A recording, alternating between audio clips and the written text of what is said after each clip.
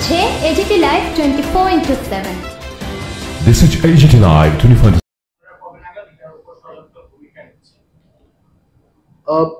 আসলে I am Forest Minister for 7 months. 7 months I have given these 5 forest guard, forester, ranger, যা post, every post যাই দেখেন আমি মানে এসেই তড়িঘড়ি আমার ফোকাসটা এটা ছিল কারণ এমপ্লয়মেন্টটা যেন। So this file has gone to the GAPNT finance. Sir, forest guard 194 post of cabinet approved. Okay.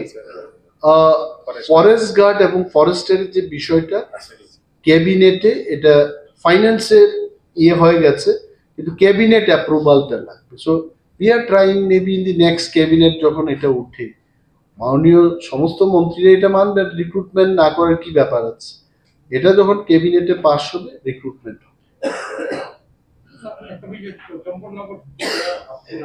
August পর্যন্ত বর্ষণের ফলে ত্রিপুরায় ফ্লাড সিচুয়েশনকে কিভাবে মোকাবেলা আমরা করেছি এবং এখনো করছি, কতটুকু ক্ষয়ক্ষতি হয়েছে তার অ্যাসেসমেন্ট এবং ফ্লাডের পরবর্তী সময় আমাদের যা ড্যামেজ হয়েছে সেগুলোকে কিভাবে পুনরুদ্ধার করা এবং নতুনভাবে আমরা কি কাজ শুরু করলাম সেগুলোকে নিয়ে আজকের আমাদের প্রেস ব্রিফিং।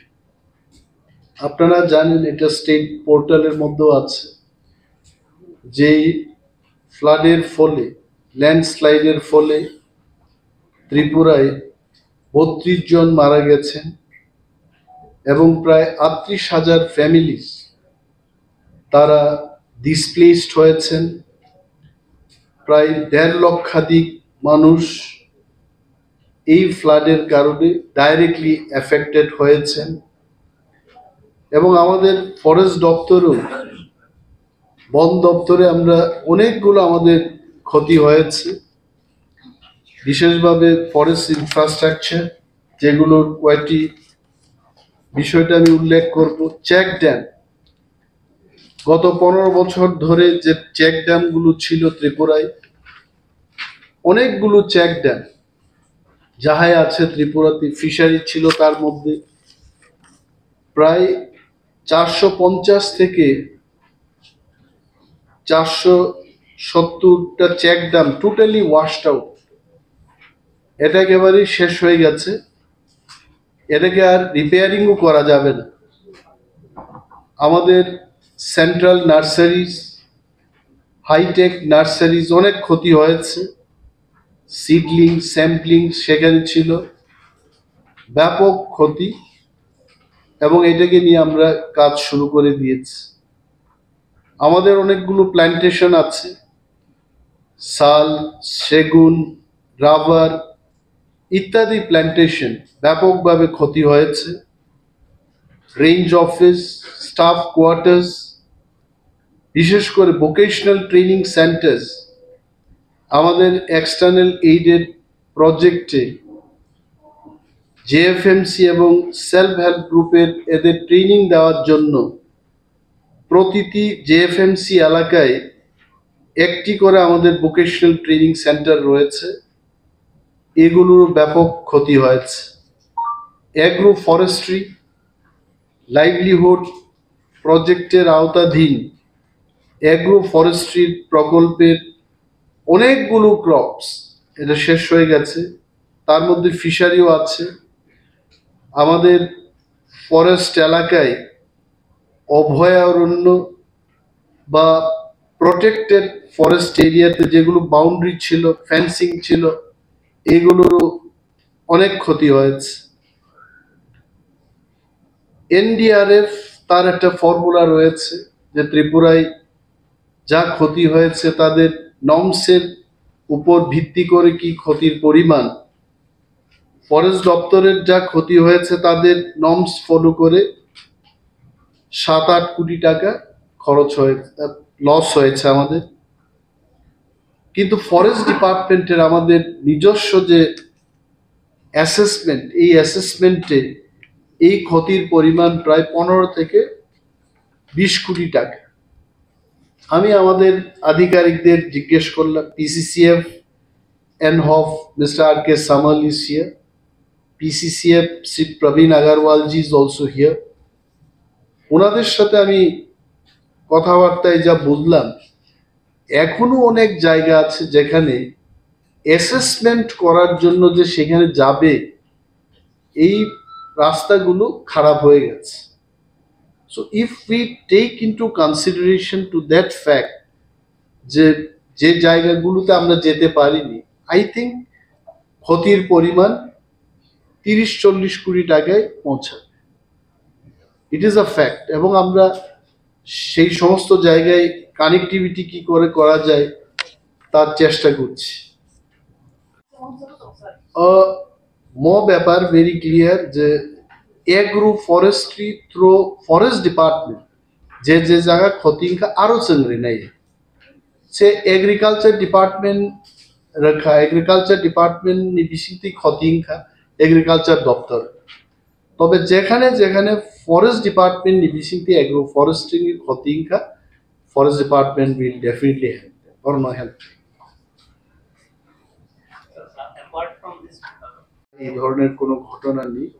যদি পাখি টাখি মরে, কিন্তু এগুলো হয়তো বা জঙ্গলে পড়ে গেছে, বাট বাইসন বা ডিয়ার এই সমস্ত যা চোখে দেখা যায়, এইগুলো I don't think we have any such cases.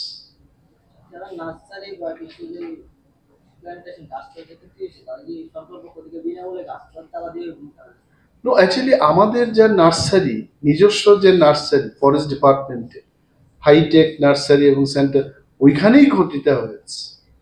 এবং যাদের যাদের ক্ষতি হয়েছে, আমাদের যা সিডলিং স্যাম্পলিংস আছে, আমরা অবশ্যই যারা যারা চাইবে আমাদের সেন্ট্রাল নার্সারিতে যদি থাকে, উই উইল প্রোভাইড। কারণ এই নার্সারিগুলো রেখে কি লাভ আছে? এই ফ্লাডটা হওয়ার আগে অ্যারাউন্ড 10 লাখ আমরা ব্যবহার করেছি, তারপরেও অ্যারাউন্ড 35 লাখ, তারপরেও তো উই হ্যাভ আরো অন্তত 35 লাখের মতো সিডলিং আমাদের রয়ে গেছে। যাই আছে এটা মানুষের জন্য আমরা করেছি, যেখানে দেওয়া যায় আমরা দেব।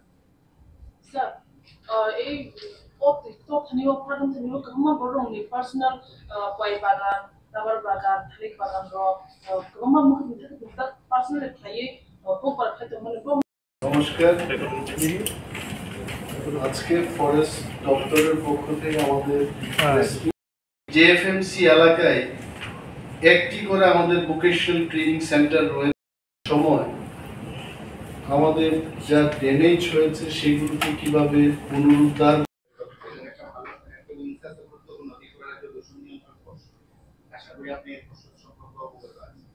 কিছুদিন আগে আগরতলা শহরে বিভিন্ন জায়গায় ব্যাপক আয়োজন ছিল গণেশ, সেখানে তার আগে একটা নির্দেশ দেওয়া হয়েছিল দূষণ নিয়ন্ত্রণ পর্ষদকে। আর নির্দেশে যা কিছু ছিল তার সঙ্গে বাস্তবে কোনো মিল ছিল না। পর্ষদ কর্তৃপক্ষ কোনো ভূমিকা নিয়েছিল আমাদের জানা নেই। এবং আগরতলায় শুধু নয়, বিভিন্ন জায়গা থেকে রিপোর্ট হচ্ছে। আশা করি আগরতলার কথায় প্রত্যেক নাগরিকদের কাছ থেকে যদি আপনি লিখিত রিপোর্ট নেন, সবাই বুঝতে আগরতলা একটা অত্যন্ত যন্ত্রণার মধ্যে এই নিরঞ্জন করবে। ঠিক আছে, গণেশ পুজো থেকে এক প্রকার বলা যায় শব্দ দানবে রাজধানী না শুধু। এবার প্রশ্ন হলো কেন পর্ষদ বিজ্ঞাপন দেয়, কেন টাকা খরচ করে? দ্বিতীয় প্রশ্ন হলো আপনি দপ্তরের মধ্যে হিসাবে আপনি এবার নিশ্চিত করুন যে সামনে দুর্গাপুজো আসছে, এই ধরনের শব্দ দানব থেকে মানুষ বিস্তার পাইল কিনা, নাকি শুধু বিজ্ঞাপন দিতে হবে? আমি আমার কাছে যতটুকু খবর, কারণ এটা আমি যখন লিডার অফ অপোজিশন ছিলাম, এটাকে নিয়ে বিধানসভায় বিস্তারিত আলোচনা হয়েছে। আমি দপ্তরের মন্ত্রী হতে secretary science and technology, member secretary pollution control বোর্ডকে ডাকলাম, ডেকে জিজ্ঞেস করলাম, now I am no more leader of opposition, now I am minister, তীরগুলো আমার কাছে আসবে। The way you are asking question, এটা প্রশ্ন না, এটা হচ্ছে তীর। এই তীরটা আমার দিকেই ছুঁড়ে মারবে সবাই।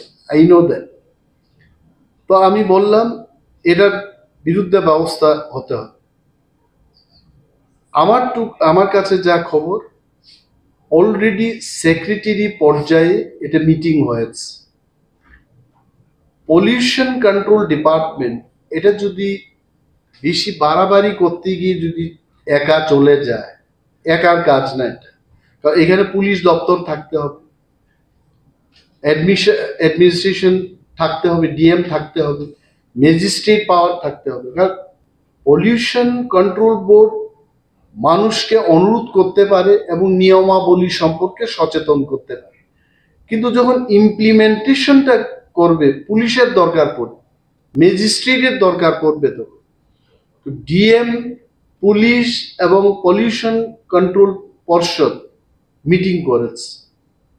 আমি বলেছি এই পূজার আগে এই শব্দ দূষণকে যেন আমরা এটা একটা মাত্রার মধ্যে রাখতে পারি, এটা ব্যবস্থা করতে হবে। তো আমাকে যদি আপনারা জিজ্ঞেস করেন যে আশ্বস্ত করতে হবে, আমি নিজেও আশ্বস্ত হতে চাই। আমি অন্য আর একজনকে কেন আশ্বস্ত করব? ইভেন আমি আশ্বস্ত হতে চাই। সো আমি ডেইলি এই বিষয়টাকে নিয়ে চিন্তিত। এবং doctor Shashi Kumar, you can ask him question whether I have asked him or not. Doctor Shashi Kumar এবং পলিউশন কন্ট্রোল বোর্ডের যিনি মেম্বার সেক্রেটারি, ওনাকেও আমি গতকালও কথা বলেছি যে এই বিষয়টা কিন্তু নাগরিক মহলে চর্চিত, এটাকে আমাদের নিয়ন্ত্রণে আনতে হবে। So we are trying our best. এবং আপনারাও ডিএম এবং পুলিশ দপ্তরের বন্ধুদেরও আপনারা জিজ্ঞেস করবেন যে এই বিষয়ে ওনারাও কিন্তু সহযোগিতা করতে হবে। Thank you. সিচুয়েশনকে কিভাবে মোকাবেলা আমরা করেছি এবং এখনো করছি, যে ফ্লাডের ফলে, ল্যান্ডস্লাইডের ফলে প্রায় 1.5 লক্ষাধিক মানুষ এই ফ্লাডের কারণে গাছ কাটা।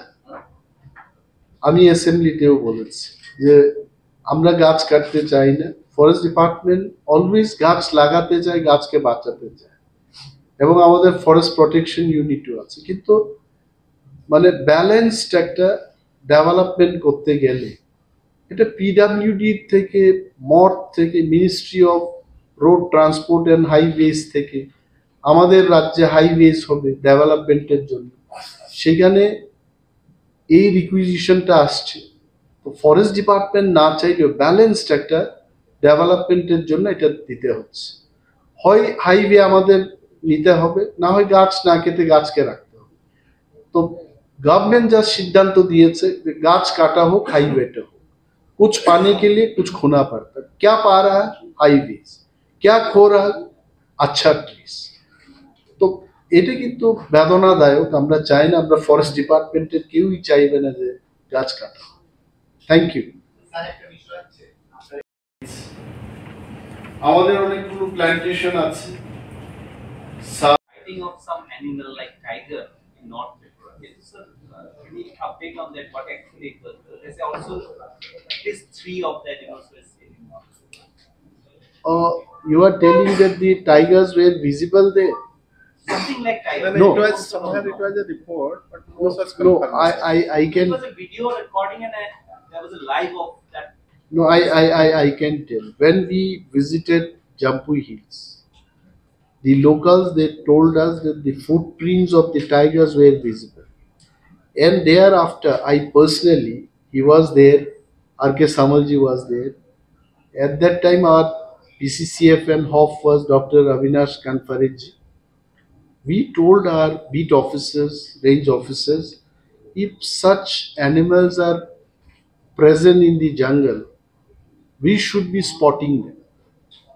But officially, till date, I don't think we could spot them. But আমরা চেষ্টা করছি, we are trying. If at all it is there, it is our duty as well, because wildlife is a matter of forest. So wildlifeটা যেন ধ্বংস না হয়, এদিকে আমরা লক্ষ্য রাখছি। দপ্তরের পক্ষ থেকে কদিন আগে একটা বন মহোৎসবের 5 লক্ষ গাছ রোপণ করা হয়েছে, কিন্তু বন্যার কারণে দেখা যাচ্ছে ম্যাক্সিমাম গাছগুলোই নষ্ট হয়ে গেছে। এরকম কর্মসূচি কি আপনারা সামনে পদক্ষেপ নেবেন?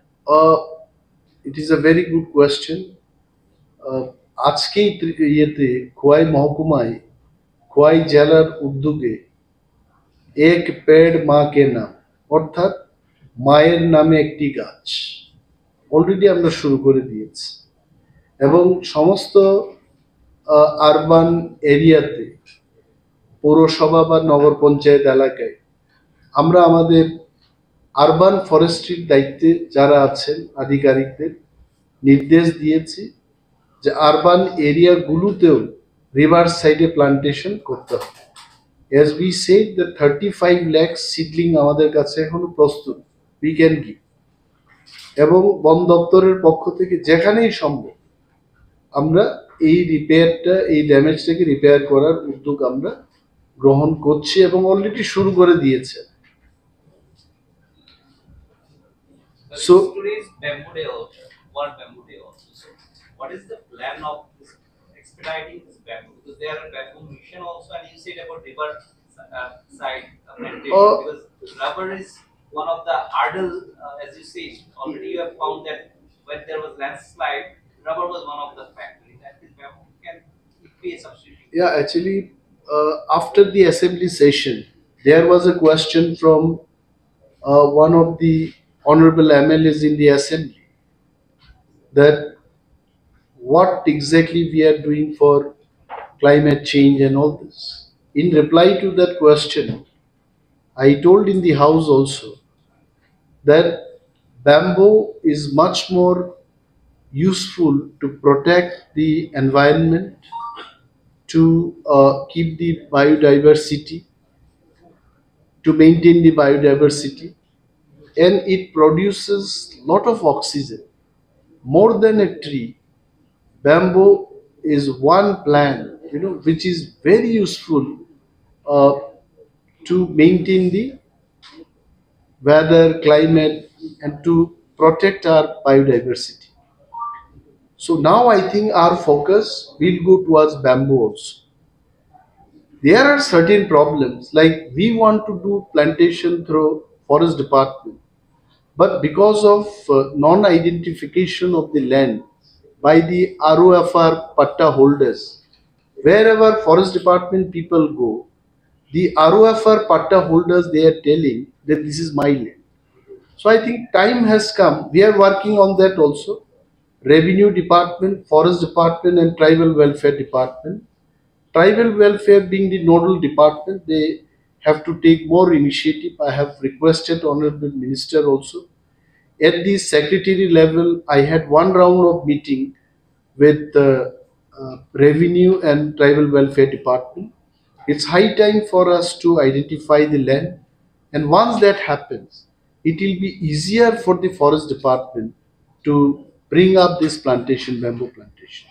So let there be bamboo mission by Tripura government, but still we believe that bamboo is very important plant. We also should take the initiative from forest department. Just need to this. ফ্লাডের পরবর্তী সময় forest department আমরা কিছু কিছু উদ্যোগ নিয়েছি। আমরা যারা ক্ষতিগ্রস্ত পরিবার বা ইন্ডিভিজুয়ালস তাদেরকে রিলিফ ম্যাটেরিয়াল দেওয়ার ক্ষেত্রে department we have taken few initiatives. তার মধ্যে 3 তারিখ সেপ্টেম্বর 2024 আমি ছিলাম, বন দপ্তরের আধিকারিকরা ছিলেন, অনারেবল MLAs, MDCsরাও ছিলেন, আমরা সেখানে গিয়ে বিডিওরা ছিলেন। পোয়াংবাড়ি ব্লক এলাকায় মধুপাড়া, পোয়াংবাড়ি, মেরুপাড়া, কাপতলি, মেরু ইত্যাদি এলাকায় আমরা রিলিফ ম্যাটেরিয়াল বিতরণ করেছি। এবং এই রিলিফ ম্যাটেরিয়ালের মধ্যে কি কি দিয়েছে আমরা জানতাম, কারণ সেই সময়টাতে মানুষের কি দরকার, rice, dal, soyabean, potato, onion, cooking oil, chocolates, dry fish, bathing soap, body oil, lungi, gamchha এগুলো আমরা বিতরণ করেছি। 10 তারিখ সেপ্টেম্বর আমি নিজেও ছিলাম আবার আরেকটি জায়গায়, আমরা ফ্লাড এফেক্টেড পরিবারদের পাশে গিয়ে দাঁড়াতে চেষ্টা করেছি এবং সেখানে আমাদের কিছু এমএলএরা ছিলেন, রঞ্জিত দেববর্মা মাননীয় এমএলএ, সুবোধ দেববর্মা, স্বপ্না দেববর্মা, এমডিসি সওদাগর কলয়, আমাদের পিসিসিএফএন হব ছিলেন, ডিসিএফ হেডকোয়ার্টার ছিলেন, বিডিও সাহেব ছিলেন সেখানে, অমরপুর বিএসসি যিনি চেয়ারম্যান উনি ছিলেন। সেখানেও আমরা 200 পরিবারকে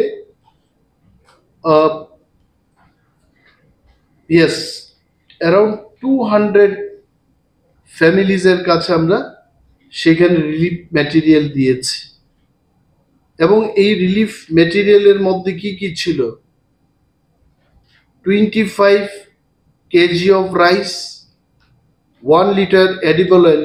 আমি যেটা বলেছিলাম এটা গন্দাছড়া এলাকায় 10 তারিখ আমরা গিয়েছি, সেখানকার লোকাল এমএলএ নন্দিতা দেববর্মা ছিলেন আমাদের সঙ্গে, ইট ইজ নট ইন আমার। এবং যে সমস্ত জায়গায় আমরা গেলাম, Raishabari RD block west Potachhara 57 families, Raishabari RD ব্লকের অন্তর্গত এই চাকমা ভিসিতে আমরা সেখানে 37 ফ্যামিলিজ এর হাতে রিলিফ ম্যাটেরিয়ালগুলো তুলে দিই। ডম্বরনগর আরডি ব্লক এলাকায় হাতিমাথা বাজার, সেখানে 106 পরিবারকে আমরা রিলিফ ম্যাটেরিয়াল দিয়েছি। 25 KGs of rice, 1 litre of edible oil, 1 KG salt, 1 KG onion, 250 gram Burma, cash rupees of 500 rupees, তারা যেটা কিনতে চায় এটা আমরা দিয়েছি। We tried. এবং আগামীকাল 19 সেপ্টেম্বর আমরা অমরপুর আরডি ব্লকের অন্তর্গত রাজকাং বিসি এলাকায় আমরা যাব। 250 পরিবার সেখান থেকে ওনারা বলেছেন, বিএসসি চেয়ারম্যান, সেখানকার এমএলএ সাহেবও থাকবেন। এখান থেকে আমরা যাচ্ছি, আমি যাচ্ছি, পিসিসিএফ প্রবীণ আগারওয়ালজি যাবেন, ডিসিএফ হেডকোয়ার্টার যাবেন। সো 250 পরিবারের জন্য রিলিফ ম্যাটেরিয়াল নিয়ে আমরা সেখানে যাচ্ছি। শুধু তা না, এই রিলিফ এর ব্যাপার যখন উঠে আসছে, আমরা আমাদের পক্ষ থেকে চেষ্টা করেছি, বন দপ্তরের সমস্ত এমপ্লয়িরা মিলে 10 লক্ষ টাকা মাননীয় মুখ্যমন্ত্রীর ত্রাণ তহবিলেও আমরা তুলে দিয়েছি। And then as and when required আমাদের ফরেস্ট ডিপার্টমেন্টের একটা টাস্ক ফোর্স আমরা গঠন করেছি। This task force is working, যেখানে যেখানে ডেব্রি ক্লিয়ারেন্সের ব্যাপার আছে, গাছ পড়ে যেখানে চলাচল করতে পারছে না, সেখানে তৎক্ষণাৎ আমাদের লোকেরা গিয়ে সেগুলো পরিষ্কার করে যান চলাচল যেন করতে পারে তার ব্যবস্থা আমরা করছি। এন্ড আরো যে আমাদের ক্ষতি হয়েছে, এই ক্ষতিগুলোকে কিভাবে আমরা পরিপূর্ণ করতে পারি, আবার এগুলোকে উদ্ধার করে আগের জায়গায় কি করে নিয়ে আসতে পারি, ইটস এ বিগ চ্যালেঞ্জ। ফরেস্টের যে ক্ষতির পরিমাণ, আমি আগেও বলেছি কিছুক্ষণ আগে, যে অ্যাবসলিউট যে ক্ষতির পরিমাণ এখনো কিন্তু আমরা অ্যাসেস করতে পারছি না, কারণ সেখানে যাওয়ার মতো রাস্তাই শেষ হয়ে গেছে।